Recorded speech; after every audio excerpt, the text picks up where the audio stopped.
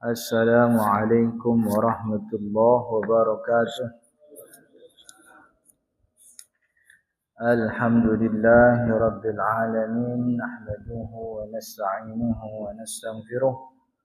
Wa na'udzu billahi min syururi anfusina wa min sayyiati a'malina. May yahdihillahu fala mudilla lahu ومن يضلله فلن تجد له وليا مرشدا اللهم صل وسلم وبارك على سيدنا محمد وعلى آله وصحبه ومن تبعهم بإحسان إلى يوم الدين أما بعد قال المصنف رحمه الله تعالى ونفعنا به وبعلومه في الدارين آمين يا رب العالمين. والفصل والمسح على الخفين جائز. Sampai situ benar apa enggak itu? Halaman 7 apa? Oh, kita lengkap dah. Ini langsung fasal selanjutnya. Wal mashu 'alal khuffaini. Halaman 8 baris keempat dari atas. Halaman 8 baris keempat dari atas fasal baru. Tahu kan 8 nomor 8 tahu kan? Fi kebalik. V-nya berdiri. Kalau V-nya ngangkang tuh 7. Kalau V-nya kebalik berarti 8. Faslun wal mashu 'alal khuffaini jaizun. Fasal baru wal mashu 'alal khuffaini dan mengusap. Jadi al mashu itu artinya mengusap. Sebab kalau membasuh itu ini sebenarnya kalau Indonesia sih kagak ada bedanya, membasuh sama mengusap ya dia juga gitu. Cuman beberapa penerjemah kitab-kitab syariat itu membedakan antara makna membasuh dengan mengusap. Kalau membasuh itu mengalirkan air ke anggota tubuh. Kalau mengusap itu hanya menyapu anggota tubuh tanpa mengalirkan air. Jadi untuk membedakan mana al-ghuslu sama al-mashu, al-ghuslu yang mana itu artinya mengalirkan air. Kayak wudu itu kan ghusl, mengalirkan air ke muka. Ini diterjemahkan membasuh begitu. Kemudian kalau mengusap, al-mashu itu mengusap, yaitu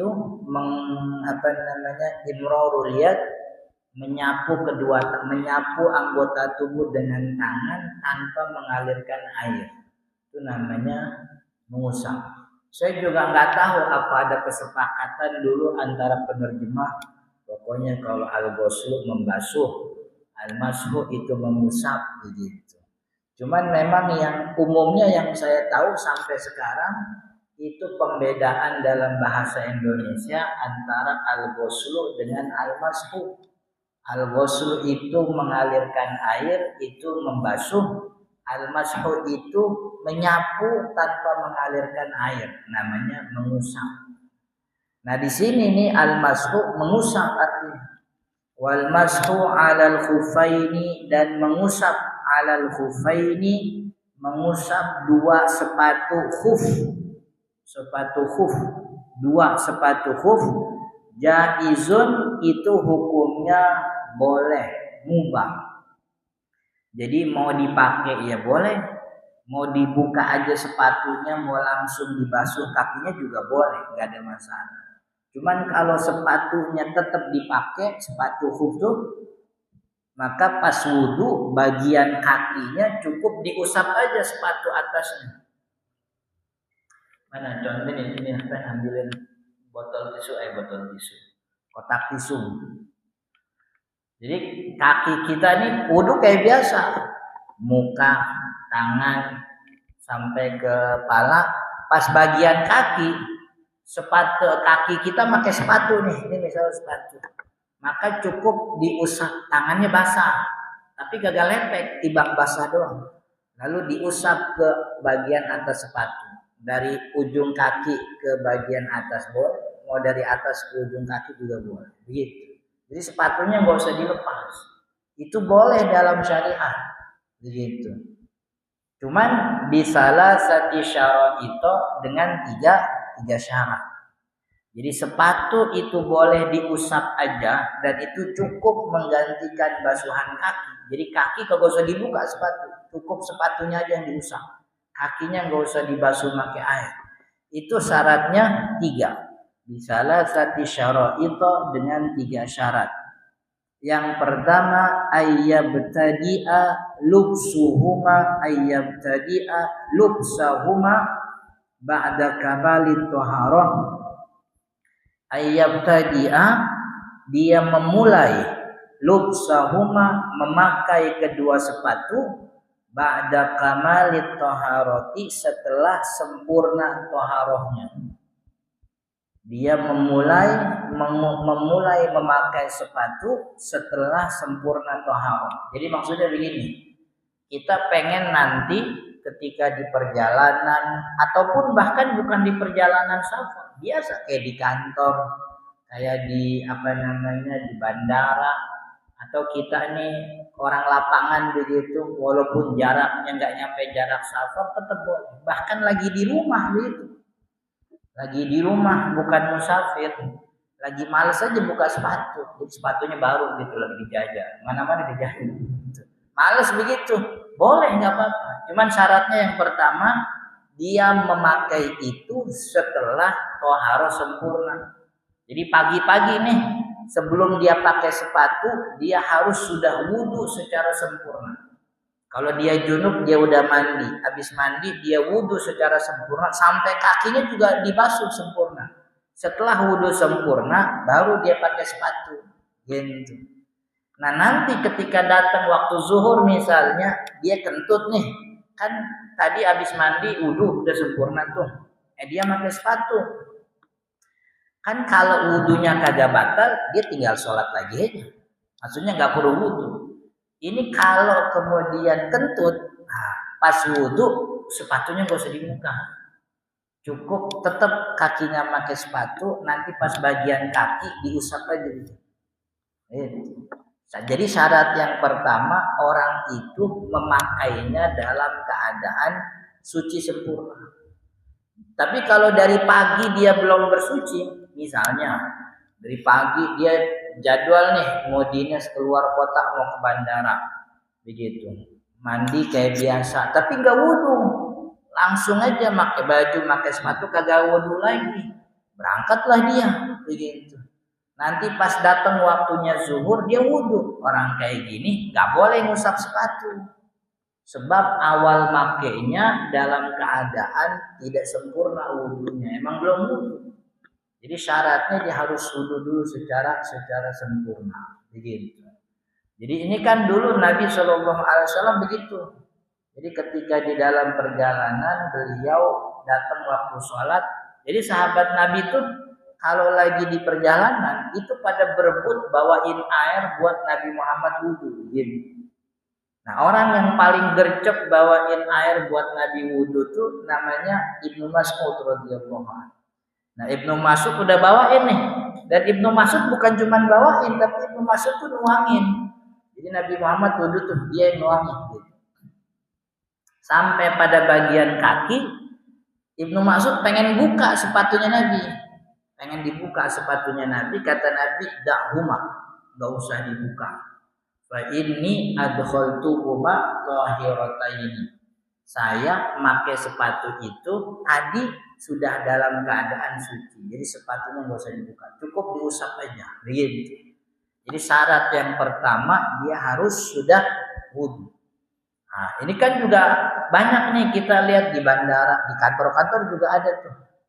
Nanti kalau di kantor tuh masalahnya orang-orang kagak ngusap sepatu, tapi ngusapnya kos kaki, kan gitu ada tuh ya. Ntar ketemu nih jawabannya gitu. Jadi sepatunya mah dibuka, cuman kaos kakinya ogah begitu. Jadi usap kaos kaki. Nah kan ada orang di bandara pada ngusap sepatu begitu. Kalau ditanya tadi pagi pakai sepatunya udah wudu, belum ngusap. Ya kagak boleh begitu. Nah kan katanya ngusap sepatu mah boleh, boleh mah ngusap sepatu. Cuman syaratnya tadi pagi sebelum dipakai badan kita tuh sudah berwudu sempurna gitu. Maka kalau belum wudu sempurna ya gimana? Ya tinggal buka aja sepatunya wudu sempurna, pakai dah sepatunya. Nanti satu waktu ketemu kondisi dia batal, wudunya kagak usah dibuka. Sebab tadi dia pakai sepatu sudah dalam keadaan suci. Itu yang pertama. Yang kedua, wa ayyakuna sepatu kedua sepatunya itu ayyakuna kedua sepatunya tersebut satiraini itu menutup lima hal li ghuslil fardi minal qadamaini menutup bagian wajib basuh minal qadamaini dari kedua kaki. Jadi syarat yang kedua, sepatu yang boleh diusap itu sepatunya harus menutupi bagian yang wajib dibasuh dari kaki. Bagian yang wajib dibasuh dari kaki kan dari ujung jari kaki sampai mata kaki, gitu kan ya. Maka sepatunya harus menutupi seluruh bagian itu. Jadi kalau sepatunya sepatu pantofel, terus sepatu apalagi sepatu futsal, nggak bisa, sebab kan dia di bawah mata kaki. Nah syarat yang kedua, sepatunya itu harus menutupi seluruh bagian wajib wudu pada kaki. Wajib wudu pada kaki itu dari mulai ujung jari sampai mata kaki. Jadi sepatunya tuh minimal kayak sepatunya Malih Tongtong tuh pas di pepesan kosong.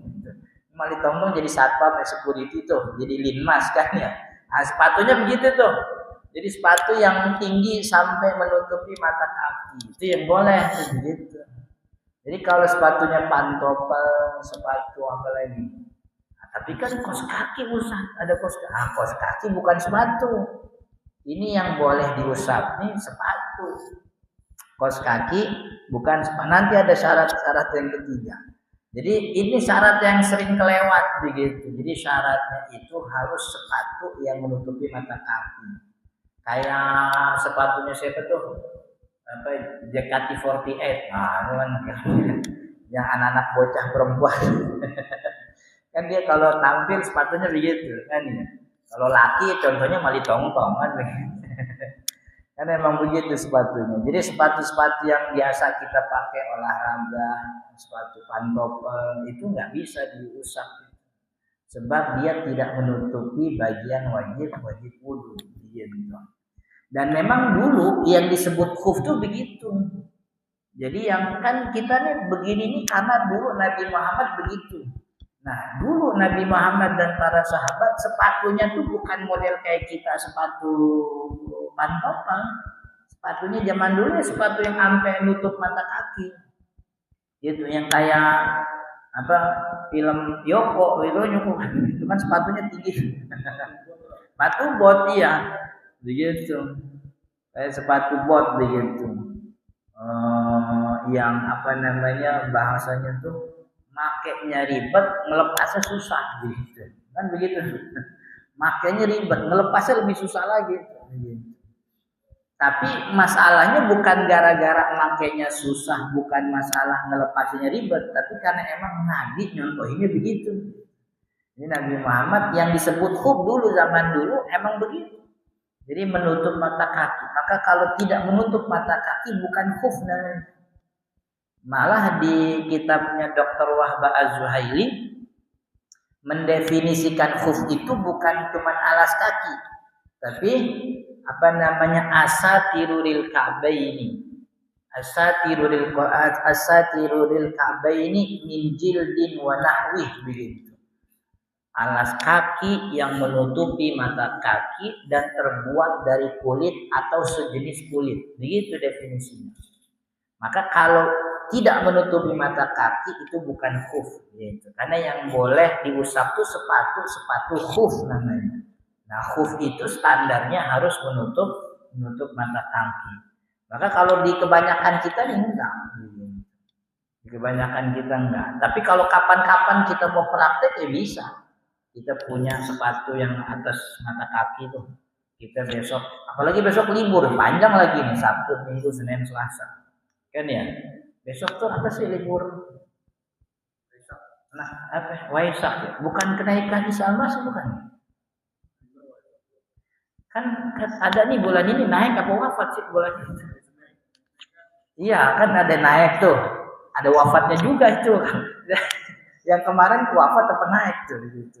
Di bulan ini juga ada kan. Oh ini Waisak Senin. Kita mau jalan-jalan nih. Mau praktekin lah kemarin belajar musafuf. Pakailah dari pagi udah wudhu sempurna, pakai ada sepatu. Nanti di mobil megang istri kan batal tuh. Nah, pas nanti zuhur wudhunya kagak usah dibuka. Ntar kan anaknya lihat, kok papa nggak buka sepatu? Ini namanya khuf. Jadi diajarin dah lah. Diajarin akhirnya. Itu yang kedua syaratnya. Yang ketiga wa ayyakuna, kedua sepatu khufnya itu mimma yumkinu tatabu'ul masyu, mimma yumkinu tatabu'ul masyi alaihima. Kedua sepatunya mimma terbuat dari, mimma itu artinya terbuat dari, yumkin sesuatu yang bisa, tatabu'ul masyi dipakai berjalan, alaihima di atas benda tersebut. Jadi maksudnya sepatunya itu harus terbuat dari benda yang kalau dipakai jalan kagak rusak. Gitu. Makanya dulu definisinya itu khuf itu terbuat dari kulit. Atau kalaupun tidak sejenis kulit yang memang bisa dipakai buat berjalan. Kayak kalep kan kalau kita begitu. Maka kaos kaki ini nggak masuk di syarat ketiga ini. Sebab kaos kaki tidak mungkin bisa dipakai buat berjalan. Ya, berjalan sih bisa. Cuman kan kalau jalan pakai kaos kaki kesakitan. Udahnya kesakitan kan orang pada nanya-nanya itu. Itu tetangga lu udah lama begitu tuh kan. Jalan pakai kaos kaki doang gitu. Ya nih ya. Jadi harus alat. Nah maka kaos kaki ini nggak masuk. Kaos kaki nggak masuk. Jadi kaos kaki makanya nih waktu itu awal kali keluar pesantren ngelihat orang-orang di kantor tuh ada tuh yang kaos kaki doang. Saya pelajarin, saya teliti, rupanya memang ada itu. Ada pandangan dari Imam Ahmad bin Hanbal yang mengatakan jawrob itu termasuk khuf, kata Imam Ahmad bin Hanbal gitu. Di dalam kitab-kitab Hambali banyak bahwa ada sekitar 6 sampai 7 sahabat Nabi yang mengusap jawrobnya. Memang jawrob itu kalau diartiin ke Indonesia kaos kaki. Cuman syarat jawrob yang disebut oleh Imam Ahmad itu syaratnya 2. Pertama bisa dipakai buat berjalan, yang kedua kagak kendor. Jadi dia utuh sampai menutupi mata kaki. Nah, kira-kira kaos kaki kita ada gak yang begitu tuh? Kan kagak. Jangan-jangan jawrob yang dimaksud oleh Imam Ahmad itu bukan jawrob yang kita maksud. Kita maksudnya jawrob itu kaos kaki. Padahal mungkin jawrob yang disebut Imam Ahmad itu maknanya bukan kaos kaki yang kita maksud itu. Jangan-jangan memang dulu waktu Imam Ahmad hidup atau di zaman sahabat ada sejenis bahan yang lebih tipis dari kulit tapi sama-sama kuat, dipakai jalan bisa dan kagak kendor. Mungkin ada. Kayak sepatunya Spiderman kan gitu kan, sepatu Spiderman kan dia kan sepatunya bahan sama kayak bajunya kan ya. Makanya saya sih kagak rekomendasiin pandangan itu. Sebab kalau kemudian dipakai akhirnya orang jadi gampangin aja. Jadi kaos kaki timbang kaos kaki doang bisa. Padahal kaos kaki kan nggak ribet kalau dibuka. Makanya ribet.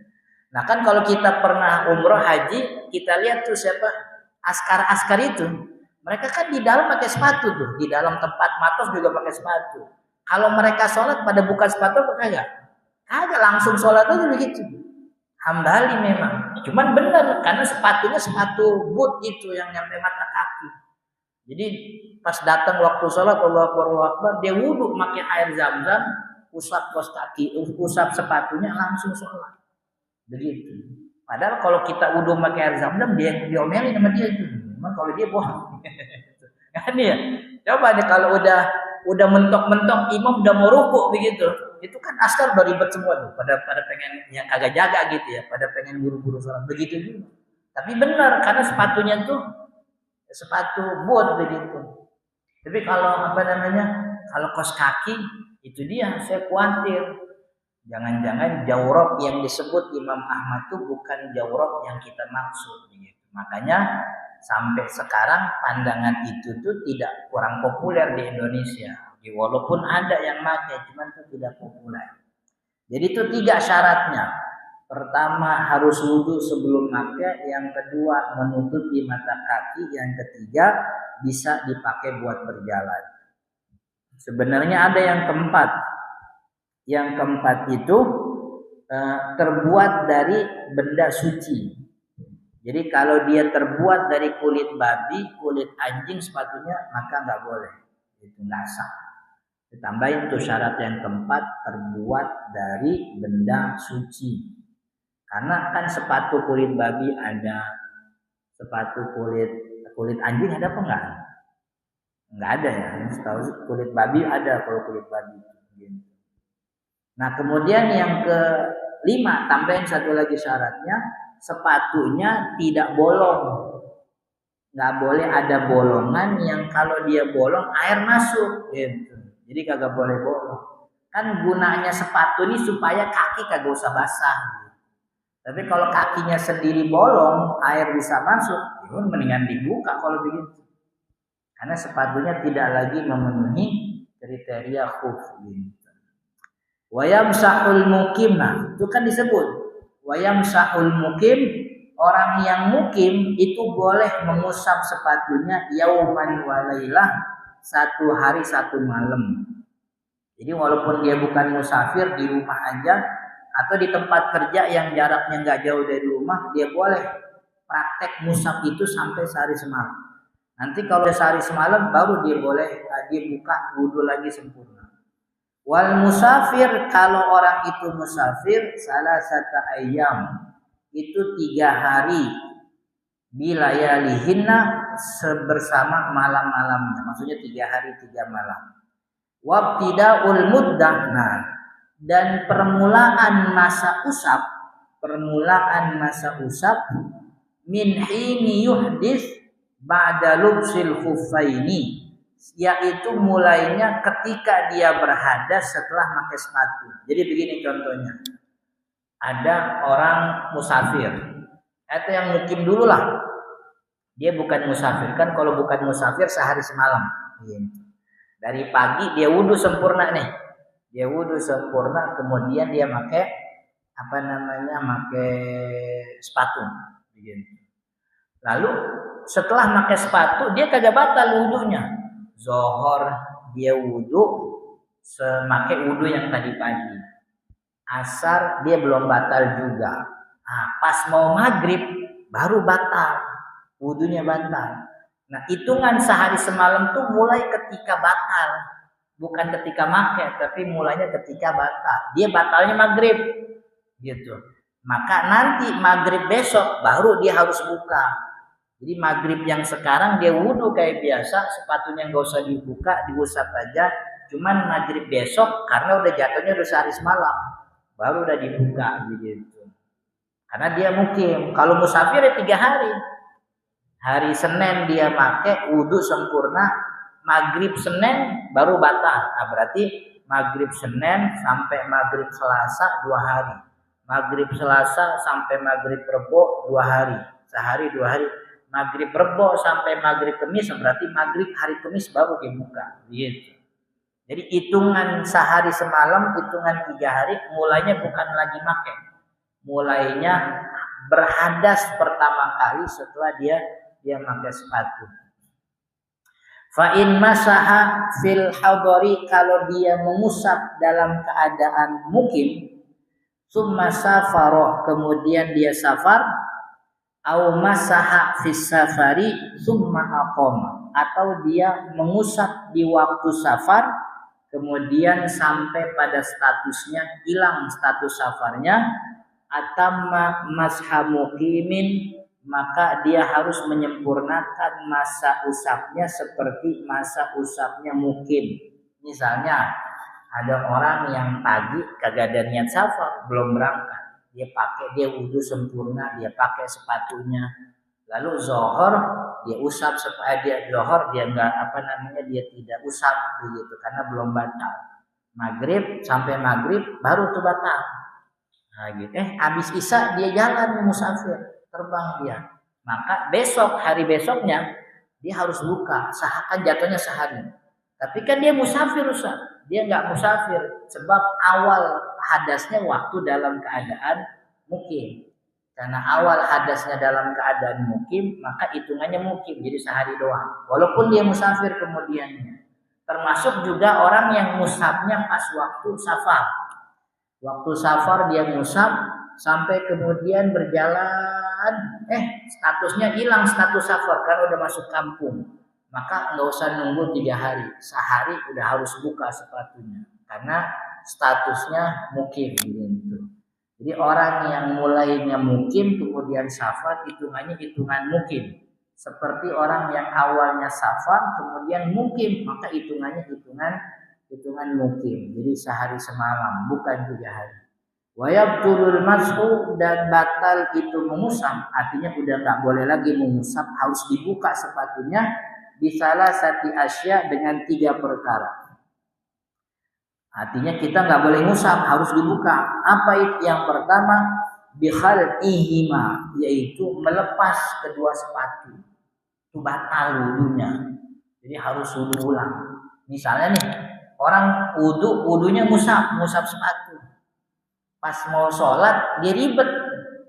Pas mau sholat ribet, sepatunya dibuka. Ya batal wudunya, sholatnya kagak sah. Kan basuhan kaki ada di sepatu. Sepatunya dibuka, ya berarti dia wudu tuh belum ngusap sepatu, belum basuh kaki jatuhnya. Kan ada orang begitu, wudunya mau ngusap, tapi sholatnya malah dilepas sepatunya. Kan kagak konsisten. Kalau mau ngusap sholat begitu, kalau sholat dibuka ribet Ustaz. Justru itu, emang begitu. Kalau ribet dari awal dibuka wudunya yang benar, gitu. Jadi kalau terbuka batal udah, dia harus wudu ulang sempurna. Kemudian inqidha'ul muddah, masa waktunya lewat tadi. Kalau mukim sehari, kalau musafir 3 hari. Wa mayujibul ghusla, dan yang mewajibkan mandi janabah. Dari pagi udah wudu sempurna. Kemudian dia pakai sepatu. Pakai sepatu. Berangkatlah dia kerja, megang perempuan yang bukan mahramnya di tempat kerja, kan batal tuh. Nanti pas zohor dia wudunya usap sepatunya aja, nggak usah dibuka, usap. Setelah zohor kemudian dia tidur, misalnya dia di mobil perjalanan dinas, nah tidurnya mimpi basah misalnya. Maka ketika bangun dia nggak bisa tuh sepatunya diusap, harus dibuka karena dia wajib mandi. Jadi hal-hal yang mewajibkan mandi janabah membatalkan mengusap sepatu. Wallahu taala alam. Sampai di sini, nanti selanjutnya faslun wa syaraitu tayammum, dan syarat-syarat tayamum ada 5 perkara insyaallah di pertemuan yang akan datang. Subhanakallahumma belum. Kalau ada yang mau bertanya silahkan. Ya.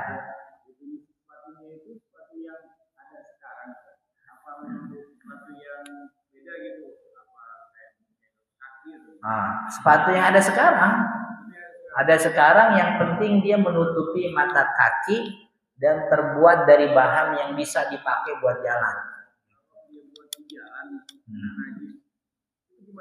Najisnya dibuang dulu. Jadi sepatu kita nih kena najis, ya udah tinggal dibuang aja najisnya, dicomot begitu, buang, udah. Kalaupun harus biar hilang, diinin air secukup tempat kena najisnya aja.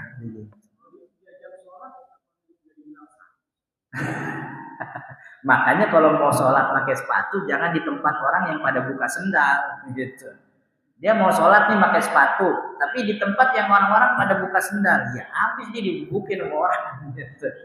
Ini kan model zaman apa namanya, model orang musafir kan ya, sholatnya di perjalanan, di pinggir jalan apa begitu.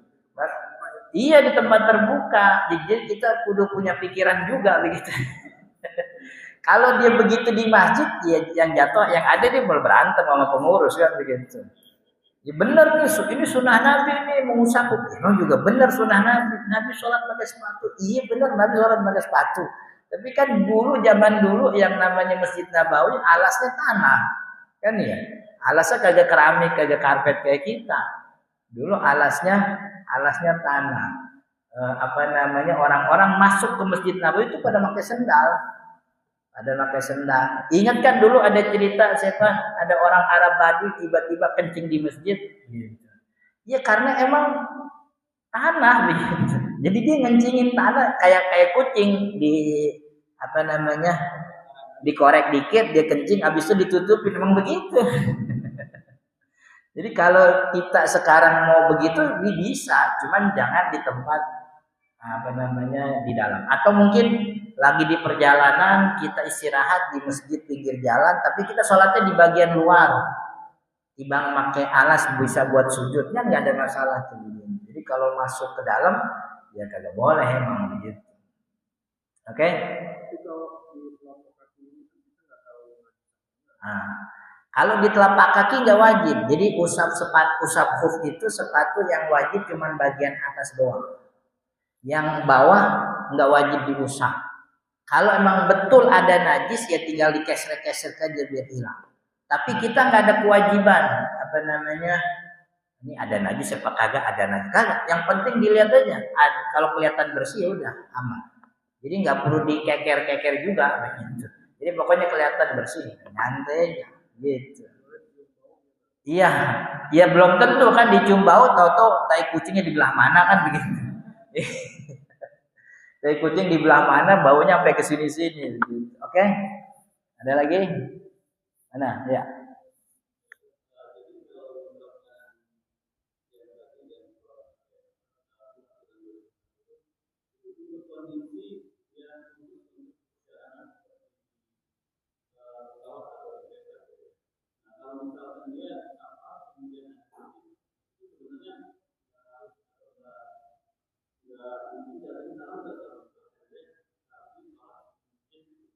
Oh.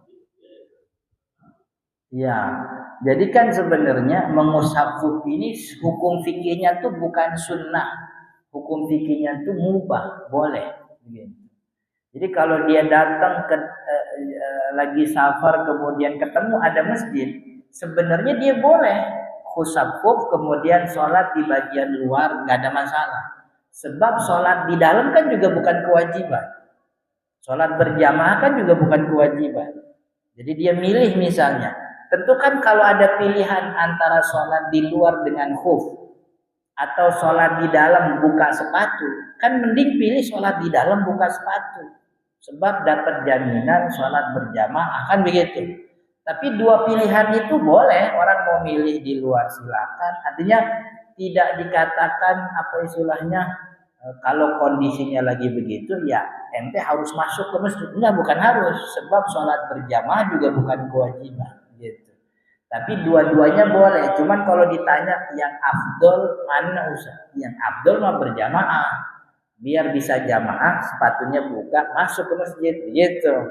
Tapi kalau mau nggak usah, saya mau sekali-kali nih jalanin sunnah Nabi, mau sholat pakai sepatu, ya boleh silahkan apa begitu. Cuman kan sayang tuh, sayang dapat ada jamaah cuma dia ikut. Enggak usah, saya kan serombongan ini, klub motor lah gitu. Rombongan ada 40, jadi kita sholat di lapangan masjid. Ya nggak apa-apa begitu. Jadi sebenarnya kondisinya mubah. Nah, ketika ketemu ada masjid di pinggir jalan, pilihannya mau sholat di luar pakai sepatu boleh, mau masuk ke dalam ikut berjamaah itu lebih utama kan begitu. Oke? Ada lagi? Udah ya?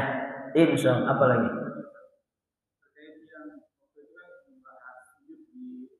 Ah,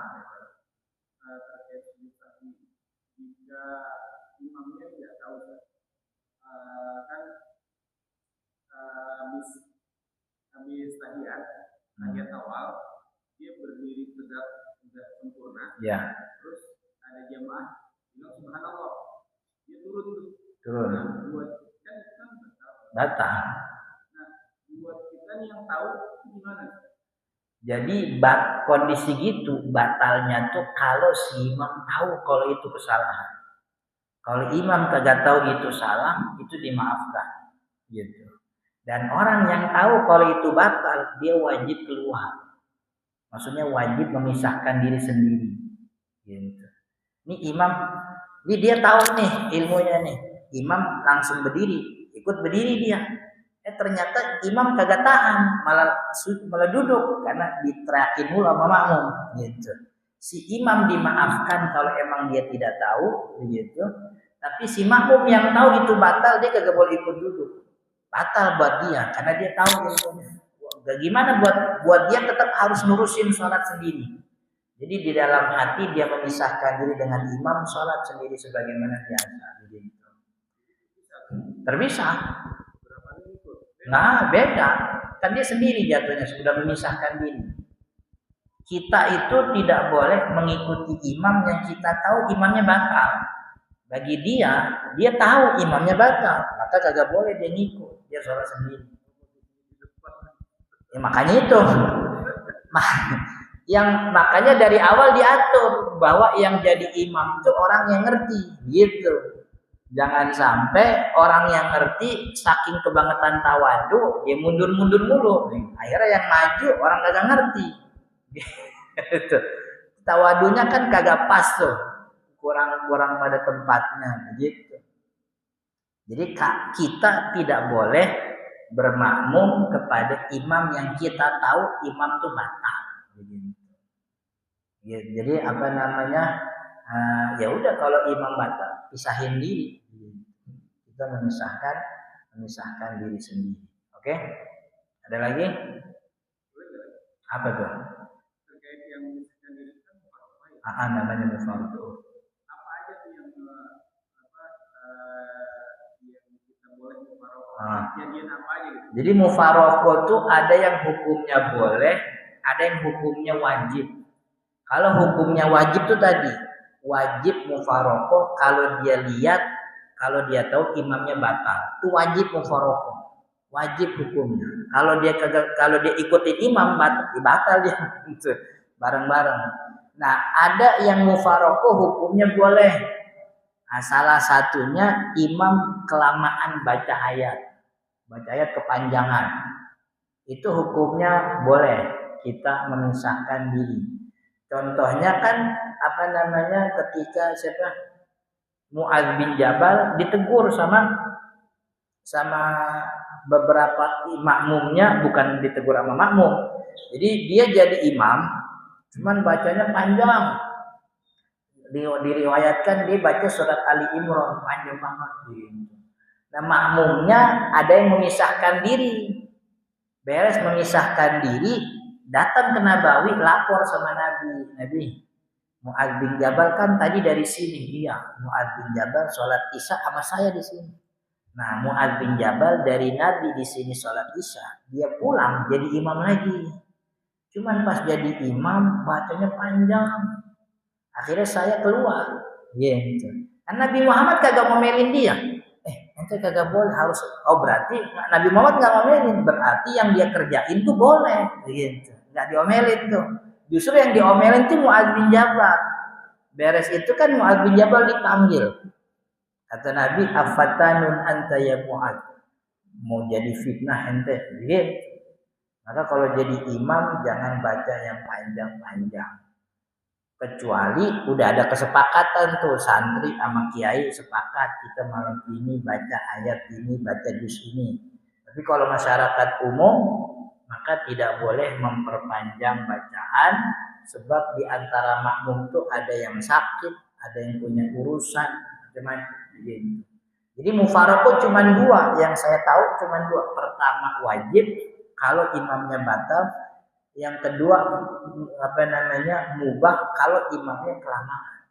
Nah, cuman kan kelamaan ini jadi kagak ada standar nih. Lamanya lama siapa nih? Ini kalau orang lagi buru-buru jangan baca Ali Imran, baca kuliah aja dibilang lama sama dia kan. Lagi buru-buru aja. Nah kan kasus ini bukan sekali. Ada sahabat lain namanya kalau kayak sana tuh Abu Musa Al-Asy'ari. Kalau Mu'ad bin Jabal kasusnya sholat isya. Kalau Abu Musa tuh kasusnya kalau sholat subuh kalau nggak salah. Jadi Nabi Muhammad tegur itu Abu Musa, kemudian dia katakan, afala taqra wasyamsi waduhaha. Emang kagak bisa baca wasyamsi waduhaha aja gitu. Oh berarti wasyamsi waduhaha itu termasuk standar pendek itu. Gitu. Artinya kalau ada imam bacanya masih kurang dari wasyamsi waduhaha atau sama seperti wasyamsi waduhaha, itu bukan kelamaan. Karena Nabi Muhammad justru bilang itu yang pendek itu. Tapi kalau lebih daripada itu lebih panjang bisa tuh disebut kelamaan begitu. Maka yang penting memang itu tadi si imam mengerti kondisi makmum begitu. Saya juga kalau jadi imam tuh bacanya paling alam taro, alam nasro, kuliah, aroaita, pokoknya juz amma itu yang dari al-haqqubun sampai an-nas itu. Bukan karena sunnah Nabi, emang apal itu doang. Emang apal itu doang. Dia kagak ngapal panjang-panjang. Iya. Jadi dulu belajar kitab usul. Di kitab usul tuh ada namanya Imam Ibnu Qudamah. Dia bahas seorang ahli fikih, ahli usul, apakah wajib menghafalkan Al-Quran? Katanya enggak wajib ngapalin Quran, tapi dia wajib posisi ayat di setiap masalah. Itu wajibnya itu. Jadi orang ibaratnya kiai, ustadz, ahli agama enggak wajib untuk ngapalin Al-Quran, tapi dia wajib posisi ayat untuk setiap masalah. Misalnya ada orang nanya, Ustaz, bini saya begini-begini, dia tahu ayatnya di mana, gitu. Ada orang nanya, Ustaz, saya kalau wudhu gini-gini, dia tahu ayatnya di mana. Itu kewajiban ulama tuh di situ.